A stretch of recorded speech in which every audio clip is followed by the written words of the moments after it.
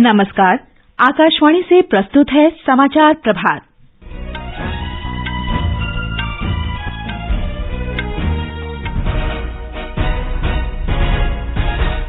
प्रधानमंत्री नरेंद्र मोदी और ऑस्ट्रेलिया के प्रधानमंत्री एंथनी अल्बनीज आज अहमदाबाद में दोनों देशों के बीच खेले जाने वाले क्रिकेट टेस्ट मैच देखेंगे।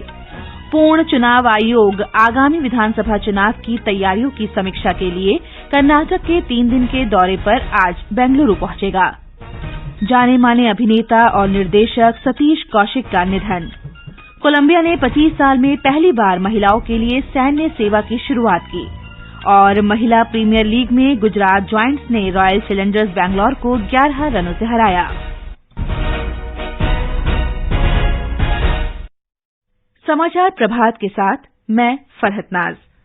प्रधानमंत्री नरेंद्र मोदी और ऑस्ट्रेलिया के प्रधानमंत्री एंथनी अल्बनीज आज अहमदाबाद के नरेंद्र मोदी स्टेडियम में भारत और ऑस्ट्रेलिया के बीच बॉर्डर गावस्कर ट्रॉफी के चौथे क्रिकेट टेस्ट का पहला मैच देखेंगे। भारत ऑस्ट्रेलिया क्रिकेट मैत्री के 75 वर्ष पूरा होने के उपलक्ष्य में ये कार्यक्रम आयोजित किया जा रहा है। एक रिपोर्ट।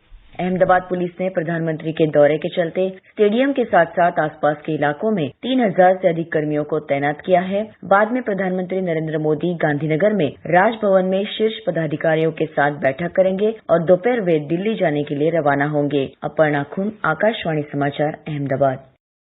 प्रधानमंत्री नरेंद्र मोदी 2 दिन के गुजरात दौरे पर कल रात अहमदाबाद पहुंचे, जबकि श्री अल्बनीज का कल दोपहर बाद अहमदाबाद में आगमन हुआ। ऑस्ट्रेलिया के प्रधानमंत्री ने अहमदाबाद पहुंचने के बाद साबरमती आश्रम जाकर राष्ट्रपिता महात्मा गांधी को श्रद्धांजलि अर्पित की। उन्होंने गांधीनगर के राजभवन में होली महोत्सव और सांस्कृतिक कार्यक्रम में भी हिस्सा लिया। बाद में श्री अल्बनीज ने अहमदाबाद स्थित ऑस्ट्रेलियाई विश्वविद्यालय में एक कार्यक्रम में भाग लिया। राष्ट्रपति द्रौपदी मुर्मू आज पंजाब में अमृतसर जाएंगी। अपने दिन भर के दौरे के दौरान राष्ट्रपति श्री हरमिंदर साहिब, जलियांवाला बाग, दुर्गियाना मंदिर और भगवान वाल्मीकि राम तीर्थ स्थल जाएंगी।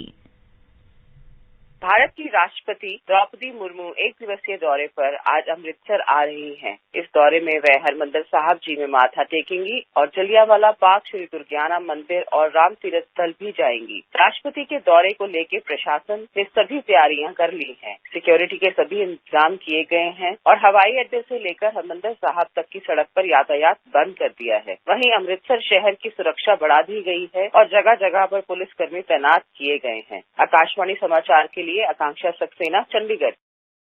मुख्य निर्वाचन आयुक्त राजीव कुमार और निर्वाचन आयोग के वरिष्ठ अधिकारियों का एक दल आज से 3 दिन के लिए कर्नाटक जा रहा है। चुनाव आयोग राज्य में विधानसभा चुनाव के लिए की जा रही तैयारियों की समीक्षा करेगा। निर्वाचन आयुक्त अनूप चंद्र पांडे, अरुण गोयल और उपायुक्त भी इस दल के सदस्य होंगे। बेंगलुरु पहुंचने पर पूर्ण आयोग विधानसभा चुनाव के लिए की जा रही तैयारियों को लेकर निर्वाचन अधिकारियों और वरिष्ठ पुलिसकर्मियों के साथ बैठक करेगा। वे राजनीतिक दलों के प्रतिनिधियों के साथ संवाद करेंगे और स्वतंत्र और निष्पक्ष चुनाव सुनिश्चित करने के लिए उनके सुझाव लेंगे। समावेशी और चुनावी शुचिता पर निर्वाचन आयोग आज वर्चुअल माध्यम से तीसरे अंतर्राष्ट्रीय सम्मेलन का आयोजन करेगा। निर्वाचन आयोग वर्ष 2021 में आयोजित समिट फॉर डेमोक्रेसी के बाद स्थापित विश्लेषण समूह का नेतृत्व कर रहा है। आज के सम्मेलन में international foundation for electoral system और नागरिक संगठनों के प्रतिनिधियों सहित 25 देशों के 46 से अधिक प्रतिभागियों के शामिल होने की संभावना है। एक रिपोर्ट। आज शाम को अंतर्राष्ट्रीय समावेश आयोजित किया गया है, जिसमें प्रजातंत्र से जुड़े मुद्दों पर चर्चा होगी। कल निर्वाचन आयोग के सदस्य जिला प्रशासन के चुनावी अधिकारियों से मिलेंगे और इंतजामात का विवरण पाएंगे। मतदाताओं को चुनाव में भाग लेने से प्रोत्साहित करने वाले प्रचार कार्यक्रम का उद्घाटन भी वे करेंगे। कल वे चुनाव प्रचार के एम्बेसडर्स, विद्यार्थी, दिव्यांग वोटर्स, शिक्षा संस्थान के प्रतिनिधियों से भी मिलेंगे। सुधींद्र, आकाशवाणी समाचार, बेंगलुरु। जनता दल यूनाइटेड ने अपनी नागालैंड राज्य इकाई को तत्काल प्रभाव से भंग कर दिया है। इससे कुछ ही घंटे पहले पार्टी के प्रदेश अध्यक्ष सेंचोमो एनएसएन लोथा ने एनडीपीपी भाजपा सरकार को अपने समर्थन का पत्र सौंपा था। इससे पहले दिन में जनता दल यूनाइटेड नागालैंड इकाई के अध्यक्ष सेंचोमो लोथा ने अपने एकमात्र विधायक ज्वेंगा सेब के साथ कोहिमा में मुख्यमंत्री नेफ्यू रियो से मुलाकात कर उन्हें समर्थन पत्र सौंपा था। नागालैंड में राष्ट्रवादी कांग्रेस पार्टी ने एनडीपीपी भाजपा नेतृत्व वाली सरकार को समर्थन दिया है। पार्टी प्रमुख शरद पवार ने राज्य के हित को देखते हुए मुख्यमंत्री नेफ्यू रियो के नेतृत्व को समर्थन दिया। एनसीपी के महासचिव और पूर्वोत्तर के प्रभारी नरेंद्र वर्मा ने कहा कि नवनिर्वाचित विधायकों और पार्टी के स्थानीय इकाइयों का मानना है कि राज्य के हितों और रियो के साथ अच्छे संबंध होने के कारण पार्टी को सरकार में शामिल होना चाहिए। श्री वर्मा ने कहा कि एनसीपी विधायक दल के नेता के लिए श्री पवार ने पिक्टो शोहे के नाम के प्रस्ताव को मंजूरी दे दी है। नागालैंड के राज्यपाल ला गणेशन ने 14वीं नागालैंड विधानसभा के प्रोटेम स्पीकर के रूप में माथुंग यंथन को नियुक्त किया है। प्रोटेम स्पीकर विधानसभा के सभी नवनिर्वाचित विधायकों को शपथ दिलाएंगे।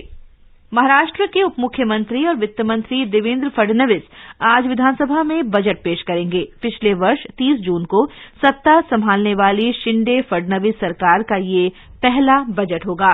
वर्ष 2022-23 के लिए राज्य का आर्थिक सर्वेक्षण कल राज्य विधानमंडल के दोनों सदनों में पेश किया गया। ये समाचार आकाशवाणी से प्रसारित किए जा रहे हैं। हाय मॉम, फिर से शॉपिंग? बाबूजी, आपने इसे बिगाड़ के रखा। लिमिट में करो तो कुछ बुरा नहीं होता है। बिना लिमिट शॉपिंग करेगी आपके कार्ड पे ऐड ऑन जो है। मैंने तो कार्ड पे लिमिट सेट कर दिया। अच्छा, इसके फायदे ये हैं कि रिस्क कम हो जाता है और अगर फ्रॉड भी हुआ तो तुरंत बैंक को बोल दीजिए, नुकसान कम। दादू नेक्स्ट टाइम ये pink dress. You are the limit. Limit तो सेट है। आरबीआई कहता है जानकार बनिए, सतर्क रहिए। जरा गौर से सुनिए। अपने एडवांस टैक्स की आखिरी किस्त 15 मार्च 2023 या उससे पहले अवश्य जमा करें। समय पर अपने अग्रिम कर का भुगतान करके आप न केवल वर्ष के अंत में एक बड़े कर भुगतान का बोझ कम करते हैं, बल्कि देर से भुगतान के लिए ब्याज और दंड से भी बचते हैं। आपके द्वारा जमा किए गए कर की राशि देश के बुनियादी ढांचे को मजबूत बनाने, शिक्षा, सामाजिक योजनाएं व देश की सुरक्षा और स्पेस कार्यक्रम जैसे महत्वपूर्ण कार्यों को अंजाम देने में काम आती है। तो फिर देर न करें, आज ही अपना एडवांस टैक्स जमा कराएं। प्रत्येक आयकरदाता एक राष्ट्र निर्माता। वो सींचता है खेत को अपने पसीने से, धानुका पर विश्वास से, हौसलों से अपने सीने के। महज अन्नदाता कहने से काम नहीं बनता है। ऐ किसान, तुझे पूरे देश का प्रणाम तो बनता है। धानुका, इंडिया का प्रणाम हर किसान के नाम। सरकार ने कहा है कि धन शोधन अधिनियम 2002 क्रिप्टो मुद्रा या वर्चुअल संपत्ति के व्यापार पर लागू होगा। वित्त मंत्रालय ने अधिसूचना में बताया है कि वर्चुअल डिजिटल संपत्तियों और फिएट करेंसीज यानी आभासीय मुद्रा तथा एक या अधिक किस्म की वर्चुअल डिजिटल संपत्तियों के बदलाव और वर्चुअल डिजिटल संपत्तियां धन शोधन कानून के दायरे में आएंगी। इसके अलावा वर्चुअल डिजिटल संपत्तियों को सुरक्षित रखने और वर्चुअल डिजिटल संपत्तियों की बिक्री और पेशकश से संबंधित वित्तीय सेवाओं में भाग लेना भी धन शोधन कानून के अंतर्गत आएगा। दुबई में खाड़ी क्षेत्र की 48वीं ऊर्जा प्रदर्शनी का आयोजन किया गया है, जिनमें 170 देशों के 800 से अधिक प्रतिभागी और 20,000 ऊर्जा पेशेवर हिस्सा ले रहे हैं। दुबई में भारत के महावाणिज्य दूत डॉक्टर अमन पुरी ने भारत के पवेलियन का उद्घाटन किया। भारत के पवेलियन में वाणिज्य मंत्रालय के भारतीय इंजीनियरिंग निर्यात संवर्धन परिषद के समन्वय से 37 स्टॉल लगाए गए हैं, जिनमें कार्बन उत्सर्जन कम करने और नवीकरणीय ऊर्जा का उपयोग बढ़ाने के तौर तरीकों को अनूठे अंदाज में दिखाया गया है। श्रीलंका के विदेश मंत्री मोहम्मद उवैस मोहम्मद अली साबरी ने कहा है कि कोलंबो बंदरगाह के पश्चिमी कंटेनर टर्मिनल के निवेशक तय करने में भारत सरकार की कोई भूमिका नहीं थी। हमारे विशेष संवाददाता के साथ साक्षात्कार में उन्होंने कहा कि निवेशक तय करने का निर्णय श्रीलंका का आंतरिक मामला था। श्री साबरी ने कहा कि श्रीलंका भारत और जापान के साथ मिलकर पश्चिमी कंटेनर टर्मिनल विकसित करना चाहता है। उन्होंने कहा कि अडानी समूह ने श्रीलंका में बंदरगाहों को विकसित करने में रुचि व्यक्त की थी। इस सिलसिले में श्रीलंका सरकार ने अडानी समूह के साथ आवश्यक समझौते पर बातचीत की थी। कोलंबिया में 25 वर्षों में पहली बार महिलाओं को सेना में शामिल करने की अनुमति दी गई है। पिछले महीने कोलंबिया की सेना में 1,296 महिलाओं को भर्ती किया गया। कोलंबिया में लंबे समय से 18 से 24 वर्ष के पुरुषों के लिए अनिवार्य सैन्य सेवा का नियम जारी है। वरिष्ठ अभिनेता और निर्देशक सतीश कौशिक का आज सुबह निधन हो गया। ये जानकारी अभिनेता अनुपम खेर ने ट्वीट कर दी। 13 अप्रैल 1956 को हरियाणा में जन्मे श्री कौशिक बॉलीवुड में कदम रखने से पहले सिनेमा घरों में अभिनय करते थे। सतीश कौशिक ने 1990 में राम लखन के लिए और 1997 में साजन चले ससुराल के लिए फिल्मफेयर सर्वश्रेष्ठ हास्य अभिनेता का पुरस्कार भी जीता था। एक श्रद्धांजलि। 13 अप्रैल 1956 को जन्मे सतीश फिल्म उद्योग में कदम रखने से पहले एक थिएटर आर्टिस्ट थे। सतीश कौशिक ने अपने करियर की शुरुआत बतौर सहायक निर्देशक शेखर कपूर के साथ फिल्म मासूम से की। सहायक निर्देशक होने के साथ साथ उन्होंने इस फिल्म में अभिनय भी किया। निर्देशक के रूप में उनकी पहली फिल्म थी अनिल कपूर और श्रीदेवी की रूप की रानी चोरों के राजा, लेकिन फिल्म कुछ खास नहीं चली। उसके बाद उन्होंने प्रेम फिल्म निर्देशित की, जो फिल्म अभिनेत्री तब्बू की पहली फिल्म थी। इसके बाद उन्होंने अनिल कपूर और ऐश्वर्या राय को लेकर फिल्म हम आपके दिल में रहते हैं निर्देशित की, जो कि उस समय की हिट फिल्म साबित हुई। उनकी सबसे यादगार फिल्म मिस्टर इंडिया है, जिसमें उन्होंने कैलेंडर का किरदार निभाया, जिसके बाद लोग उन्हें कैलेंडर के नाम से ही संबोधित करने लगे थे। मेरा नाम है कैलेंडर, मैं तो चला किचन के अंदर, बाल मांगो भैया हाथ जरा जोर के, बाल मांगो भैया हाथ जरा जोर के। और अब खेलों में महिला प्रीमियर लीग क्रिकेट में कल गुजरात जॉयंट्स ने रॉयल चैलेंजर्स बैंगलोर को 11 रनों से हरा दिया। गुजरात जॉयंट्स ने निर्धारित 20 ओवर में 7 विकेट के नुकसान पर 201 रन बनाए। ये समाचार हमारी वेबसाइट newsonair.gov.in/hindi पर भी उपलब्ध हैं।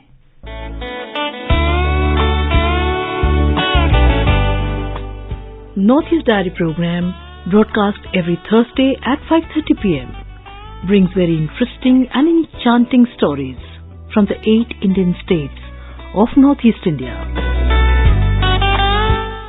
In this week's Northeast Diary, on 9th of March 2023, we bring an exclusive and interesting interaction with 3 women achievers from Sikkim, namely Mrs. Mona Gurung, Miss Chimi Bhutia and Miss Prabha Chetri.